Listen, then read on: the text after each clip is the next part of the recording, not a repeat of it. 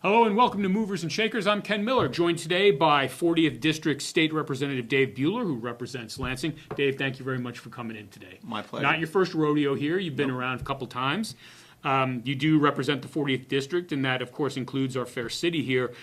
As you're getting ready to head to Topeka, and we're recording this on December 30th, what are your expectations? And I guess these would be your personal expectations when it comes to getting into the fray there. Okay. That's a great question. First, let me thank you for the opportunity to be here. It truly is an honor to represent the citizens of the 40th, the citizens of Lansing, some of Leavenworth. So I am pleased to be here. I think the first thing for me is my committee assignments are changing. So the last 2 years I had Fed and State, Health and Human Services, and Tax. And a part of me really wanted to keep those three committees. I thought I was doing well, and maybe sometimes success propels you onward, but I was asked to be the Social Services Budget Committee Chair, so that will be a new role for me. And for those people maybe watching this, Representative Will Carpenter put that committee to me this way. He said, that's a committee that does good for people who can't do for themselves. So I'm looking forward to that, and as a committee chair, that places me on the Appropriations Committee, or where the government spending will be. And then I will retain my seat on the House Health and Human Services Committee. And that kind of ties into the social services element. So that's going to be new for me. In fact, I have training, chair training on, I think, the day before the session starts. So that process is starting out, and my calendar's filling up. I will also be a part of the I will retain what I've done in the last 2 years on the Veterans Caucuses and the Rural Caucus. So I'm pleased to do those things. So with those committee assignments, that shuffling has gone on across the board in the House and the Senate, so to speak. And then I would say the other thing is every 2 years we start a new biennium in the legislature. Right. So what that means is there's no carryover legislation from 2024 that we can pick up and work in 2025, so it starts fresh. Now there are some bills that have been pre-filed that will get us going, but it takes about a week or so to adopt House rules, to get the new members into their committees and get the process rolling. Kind of have to prime the pump. So that's really the expectation for the next few weeks. But then right as we start, we're gonna dive right into property tax.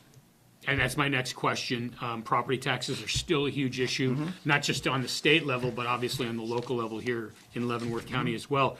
So and again, this might be too early to ask this question, but what are you hearing about potential solutions to alleviate some of the financial stress caused by the burden of high taxes? Okay. And I know January 1st this year is different for the state of Kansas. We will no longer be paying sales tax on our groceries. True. You know, that's been phased in. A little bit of relief there. But what are you hearing, if anything, about maybe novel ways to kind of attack this? Okay. So, another good question. And I will tell you it's not too early, because when we left the session in May, and then even when we came back in June for the special session, and it's because of what happened to the initial property tax relief that we had proposed last year. We had proposed more significant property tax relief than the governor was willing to sign. And so what we came away with in June was a watered down version of some of the other things that we were approaching. So here's what I expect. Now, and I think I've said this before, if you're trying to create legislation that when it starts out you want to make a pen at the other end, it may often come out as a pencil. But I think here's the going in position. So number one, the legislature can still reduce the portion of the mill levy that we control. That's a very small portion. It's a very small portion, but we can in fact reduce that, and I do anticipate that will be on the table, some portion of that, and then the state will offset that. Will give each homeowner a small break on their property taxes. The second thing we can do is we can go back in and look at the residential home exemption. So there was improvements made in the bill that was signed into law in June.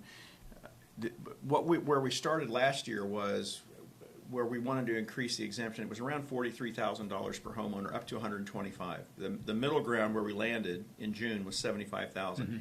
I would expect that there is going to be additional dialogue to raise that back up, to raise the residential home exemption back up. So if you reduce the mill levy, you raise the home exemption, and then the third thing that there is a lot of talk about is capping the rate at which a home or a property, the valuation can increase.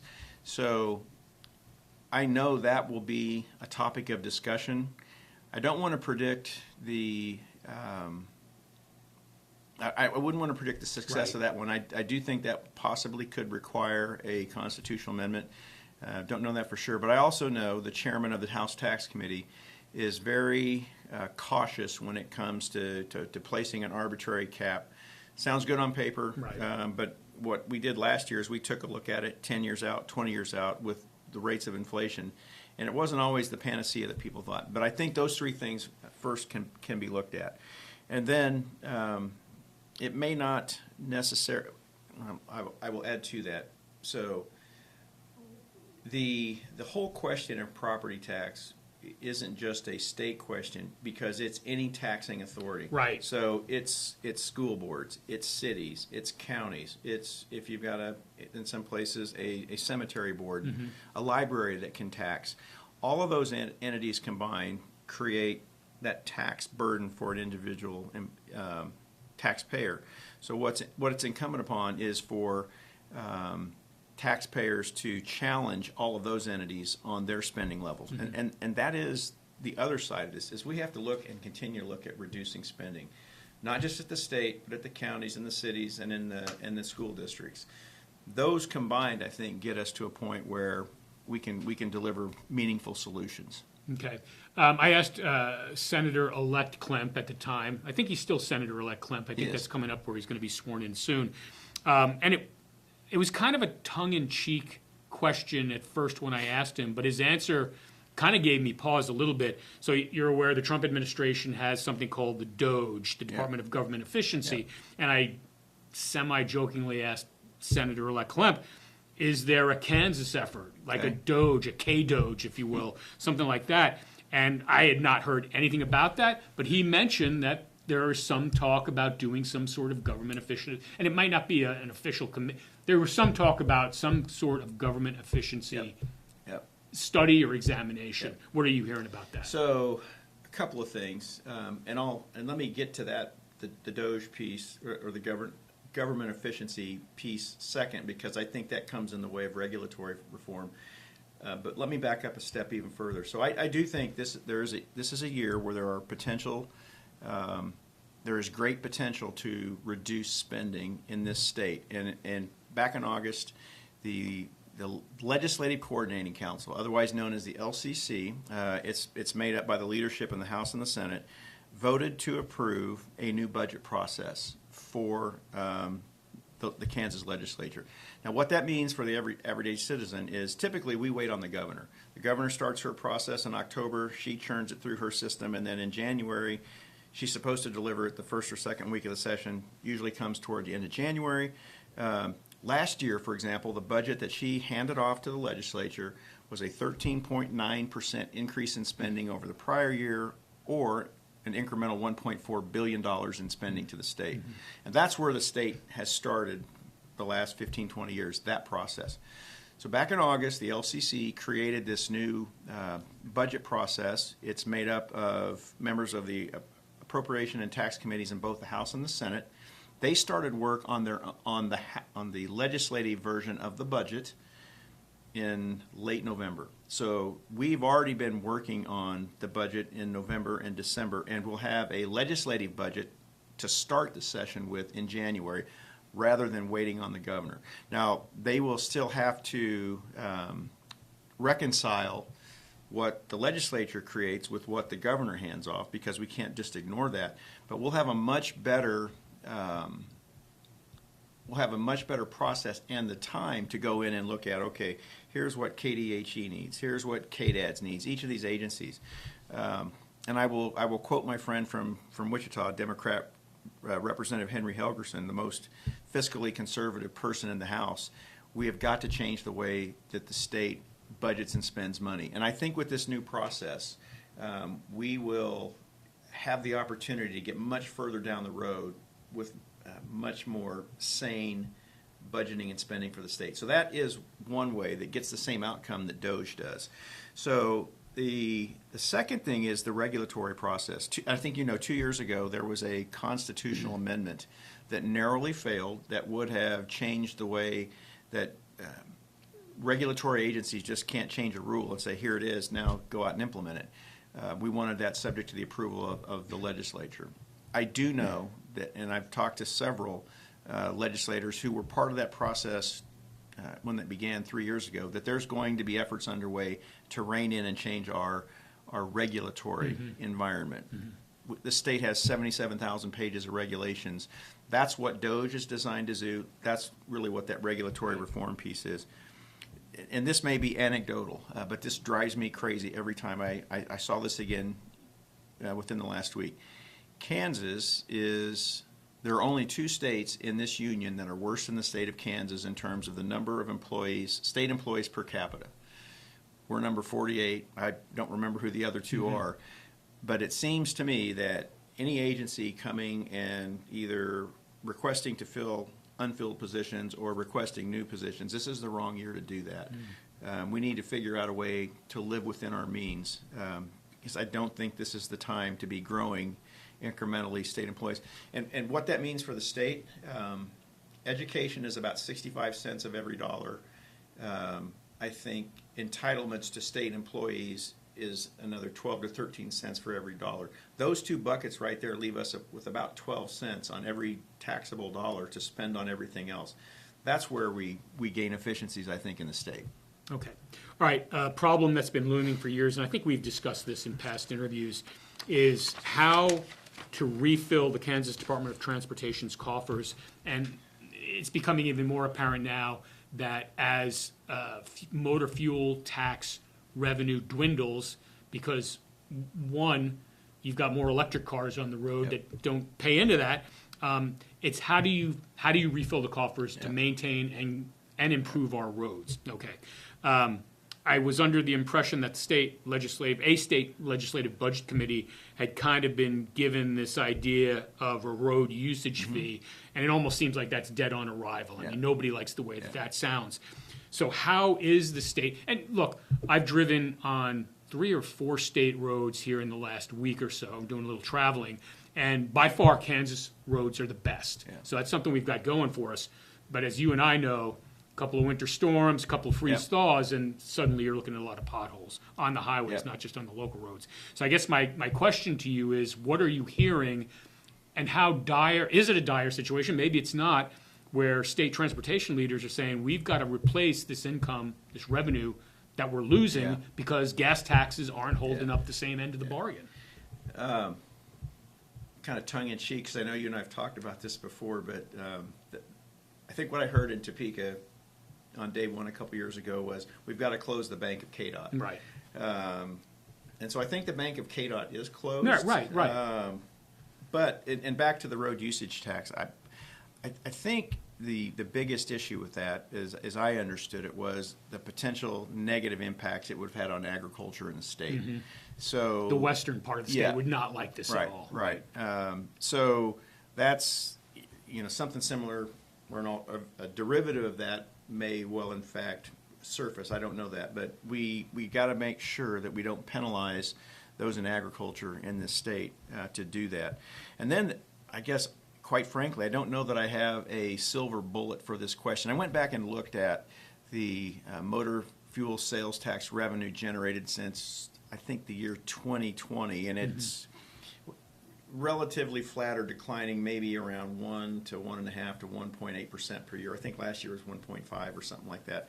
So not a significant decline in overall from a percentage standpoint, but when you look at the cost of asphalt, and you look at the cost of improvements to roads and bridges, inflation, it's gone way up. So the first thing is, and KDOT does a reasonably good job through the Ike program in prioritizing spending for the state. I think there has to be a renewed effort on that. And then just making sure that we're efficiently running the projects that are already in the pipeline. And I would say this, and admittedly my depth of expertise on this particular subject is not all that great. What I will do is get with my friends in transportation, the other committees, and just and I'll get to see it firsthand in the appropriations process to see how this is all going to play out, and hopefully come back in May or June and have a little more fidelity on this question. Sure. And, and it's not, this isn't a surprise. I know it's something that you and I, again, have talked about before. You're familiar with County Commissioner Jeff Culbertson's idea for the 152 bridge. Yep. And I think his belief that that is a doable project in the next 5, 10, 20 years, whatever it would be, is you would have to finance that or have people finance that who obviously are going to get something in return, and that would be toll revenue. Yep. We've obviously got KTA here in Kansas. Would you, at this point, be willing to take a hard look at the potential to maybe fix this revenue shortage? You mentioned it's small, but it's continuing, is to take a serious look at expanding toll roads in Kansas? I would look at it. I would, that's an interesting question. I'd be willing to take a look at it. Be interesting to see what, if any, typically what you look for, you hear the word unintended consequences, if there's any unintended consequences to that. But it's certainly worth I guess, kicking down the road a little bit just to see if there isn't a way to stem the bleeding, I guess. Right. So, yeah, certainly. And they've done studies, and not just in this area, but all over, where you have to find that sweet spot, because if you charge too much in a toll, you drive people away, and they find, even if the route is a lot longer. Yeah. If you don't charge enough, is your financing partner in Spain, Poland, wherever, going to get the return on their investment to make them willing to do this project? And they've had successful projects in Indianapolis and Chicago and other places as well. But that's something I don't think you're going to necessarily be dealing with this session, but as we continue to look for solutions for revenue. And if you look at it, the Turnpike Authority has automated all of the toll booths and everything else. So a small change in a toll, for example, theoretically isn't going to require additional labor to implement, and it has the possibility of raising revenue. So it is something that we could at least take a look at. Sure. Okay. Well, and this is another question I ask you every time. Expanding Medicaid, we've discussed it for years on end, and efforts, obviously, in Kansas have always failed. So, and I put it to Senator-elect Klemp the same way, is like, do I just take this question off the list for next year, because it's almost like rinse and repeat here, right? And to me, there was a budget surplus to a certain extent the last couple of years.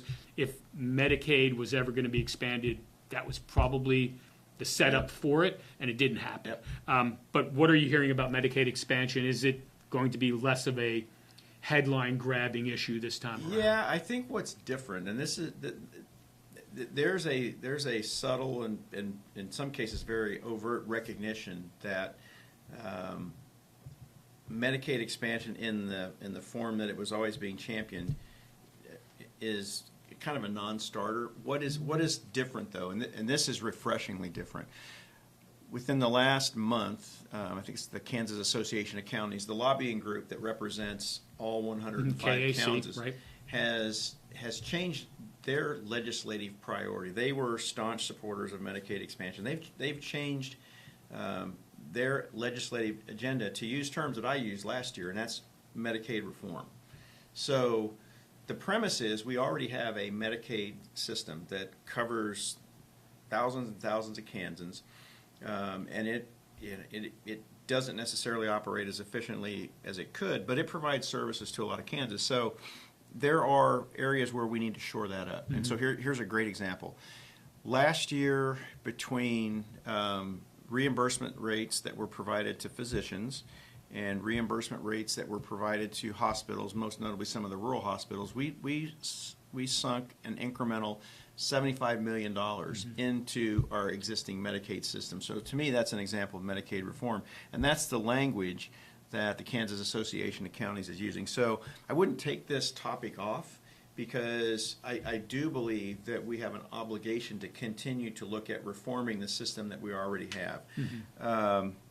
And then, again, the other part of this, for me, my personal, among my personal opinions as it relates to Medicaid, is this position here. And it is, as long as we have even one Kansan who is on the intellectual or developmental disabilities list, or those with physical disabilities and waiting for services, and they can't for whatever reason, we need to fix that first before we even consider going out and even considering the concept of Medicaid expansion. We did that last year. For the first time in 6 years, we added about $45 million worth of spending that is designed to bring services in those two communities that really need it, with the intention of taking the list that was about 10,000 people down to 9,500. So the pledge that we had last year was to continue working on that and to continue to drive that list down to zero. It's a hard problem because you have to find people willing to work at a certain rate to provide services to people that are just really hard to fill. So that's a passion of mine, and that's, again, something that I am committed to. Other than using the term Medicaid expansion, let's call it Medicaid reform. And when we meet again, say, hey, what'd you guys do this year? Right, right. So, and I'm wondering, and maybe this is a little bit of the cynical side of me. Did the Kansas Association of Counties kind of come up with, you know what, we've been beating our heads trying to lobby for this for so many years. Let's drop it back onto the back burner now. Are you getting that feeling at all? They can they have limited resources. Maybe they're going to spend it in another area. Maybe a little bit, but I also think the other way to look at that is when they saw, you can look at let's use, because Governor Kelly likes to throw this up. She likes to tout all these rural hospitals that have theoretically closed because Medicaid expansion would have saved them. There's not one of those hospitals that would still be in operation if we had expanded Medicaid. What it boiled down to was the reimbursement rates. And some of those, there were other factors. But I think where the Kansas Association of Counties, and I hope other organizations that have championed Medicaid expansion, will take a look at, we can do meaningful reform. We can make meaningful improvements with the limited dollars that we have, and be better at the end of the day. For me, Medicaid, and I think I shared this with you in the past, I haven't seen one state that's gone through Medicaid expansion, and all of these three things are true. The number of enrollees is usually double what is projected. So Kansas, the projection is anywhere from 90 to 100,000 people. It would probably be around 200,000 people. The cost to the state is usually double what is projected. So it would be about a $200 million incremental increase to the state, which would have to come in the form of a tax increase. And the third thing, which is even a little more insidious, is the impact of the state's workforce. The state's workforce in every state that has expanded Medicaid has gone down from 7 to 11%. And in a time when we're trying to find people to get into jobs, that just seems incredibly counterintuitive to do. So. Okay. All right. We've discussed several topics and issues here now. And is there anything you're hearing about, especially now with your new committee assignments and who you're breaking bread with, who you're going to be working with? Are there any issues that we haven't touched on here that I haven't read about in either the Topeka Capital Journal or the Kansas City Star or Kansas Reflector, your online news of the day? Anything that we've not talked about that you say, hey, keep an eye on this because it's coming? Yeah. I want to start with one more, just a nugget on property tax, because the governor has indicated that she has not a lot of appetite for any additional property tax relief. So I would expect that there will be some opposition out of the second floor on that particular topic. But I think we're well. And you've got a super majority now too. And we've beefed that up a little bit. So I think we can do something on property tax. That's the first thing.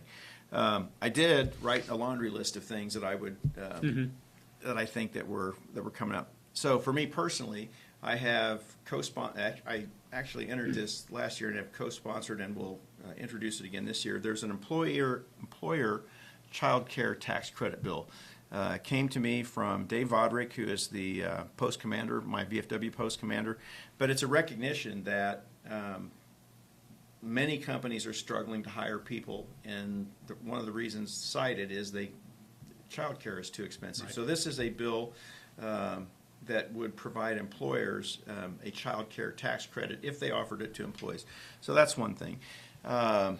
Representative Pat Proctor in the 41st District is going to introduce it's called the Veterans Valor Disabled Veterans Property Tax Relief. That's for veterans who are 100% disabled and unable to work. I will co-sponsor that. There is from the speaker, pardon me, the majority leader, we introduced a bill last year that would have prevented foreign adversaries to own land around military installations. We ran into a lot of headwinds from the governor on that. I know that's going to be another topic that has potential, will have impact on any city in the state, Leavenworth, for example, that has a military installation around it. There will be various healthcare scope of practice bills, whether it's, when I say healthcare, whether it's optometry, dentistry, whatever. I expect some of those to come up. There will be another effort to get our corrections workers into the CAPERS retirement system. Again, that's a bill that Representative Proctor has sponsored multiple years, and I'm likely going to co-sponsor that one as well. One of the things that is a TBD or remains to be seen, there's going to be a change in the House Education Committee chairmanship. So for the past few years, it's been Representative Christy Williams. The new chair is Representative Susan Estes. This will be the first year since we haven't been under the court order to fund at a particular level. I anticipate we will fully fund education again. The big question there is that the public school systems across the state are suffering serious decline in enrollment. In fact, I saw an article in the Leavenworth Times, I think yesterday or the day before, the Leavenworth superintendent was talking about, hey, we've got a problem.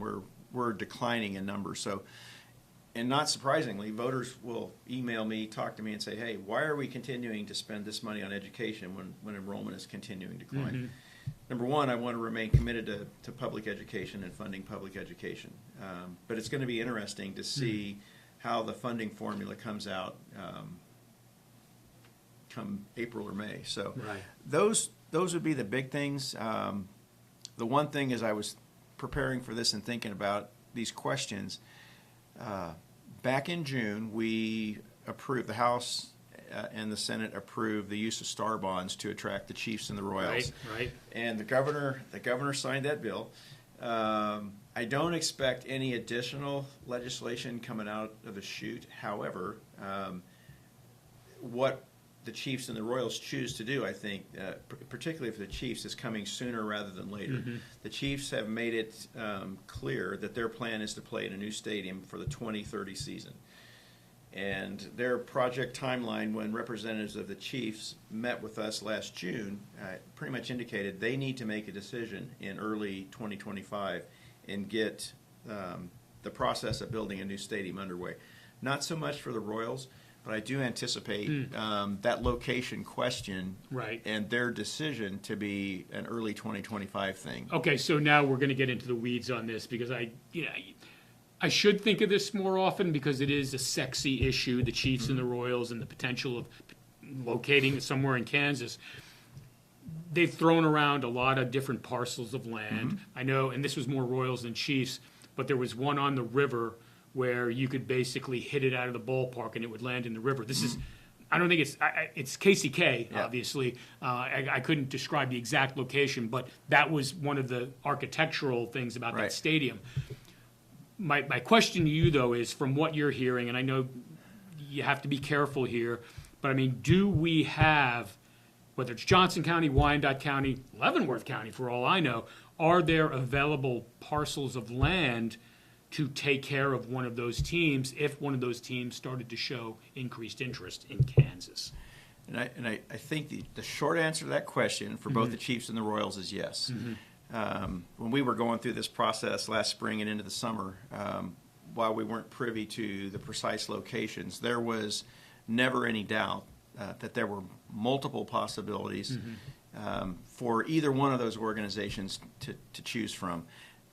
I think with the Royals, as I understand it, maybe more so than the Chiefs, is there still is an organizational intent to have that downtown stadium, ballpark. Yeah. But to answer your question, there certainly are numerous options if they chose to relocate in Kansas. So I'm excited about it. It's at least the decision-making process. I think it's good to keep both of those teams in the Kansas City metro area or this region. And I'm just excited for the day they make the decision. I agree. It's going to be so tough. I mean, you hear about Nashville, you hear about Salt Lake City, you hear about these up-and-coming areas that have a lot going for them, and Kansas City does too. But you wonder how much the defeat of the plan to move to that initial downtown stadium, how did that rub Mr. Sherman the wrong way? Like you're saying, the Hunt family obviously wants to have. They want to know where they're going by next year, even though they're still going to play through 29 in Arrowhead. It just strikes me as like it's going to be very competitive. And do we have the guns to compete? Yeah. Well, I think the difference between Kansas and Missouri. This is just a basic fundamental difference. Kansas has the ability, and we're one of just a handful of states that has the star bond tool to use, and that's what it's for. That's how the raceway was built, the Kansas Speedway. So Missouri doesn't have that. So I don't know all the levers that they can pull. The voters in Kansas City, I think, spoke pretty resoundingly. They didn't want the downtown at least ballpark. Not where it was to be located, right? But yeah, it should be exciting. Turn of the year, we ought to be. So do you think we're going to have some closure one way or the other after the session is over on this? I think so. Yeah. Okay. Yeah.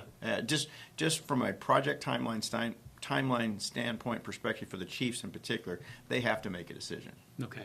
So. All right. I've been speaking with Representative Dave Buehler, 40th District here, and representing Lansing. For Movers and Shakers, I'm Ken Miller.